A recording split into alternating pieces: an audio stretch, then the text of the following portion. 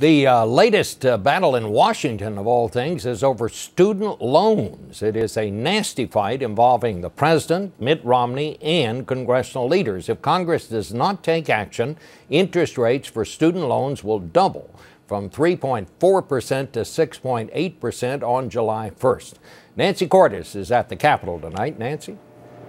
Bob, keeping student loan rates low is something most members around here say they support. And yet when House Republicans passed a bill today to do just that, only 13 Democrats voted yes. The president threatened to veto it, and both sides accused the other of playing dirty. This is the latest plank in the so-called war on women. To understand how a debate about student loans turned into a fight over women's health, you have to go back to Tuesday, when the president embarked on a trip to 3 universities, urging Congress to keep federal student loan rates from doubling in July. Stopping this from happening should be a no-brainer. Republican presidential candidate Mitt Romney weighed in agreement. I fully support the effort to extend the low interest rate on student loans.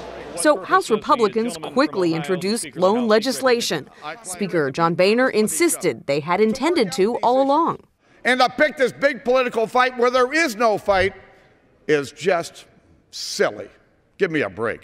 7.4 million low and middle income students rely on the loans. Keeping the rates low for one more year would cost $5.9 billion. The bill is passed. The Republican bill that passed narrowly today would take that money from a wellness fund set up by the president's health care law. Minority Leader Nancy Pelosi. But what do? They say, okay, we won't allow it to double, but we're going to take the money from women's health. But Republicans note Democrats themselves voted to dip into that fund last year to pay for an extension of the payroll tax cut. Congressman John Klein of Minnesota. What we're talking about is using a slush fund that is provided to the secretary to spend as she sees fit.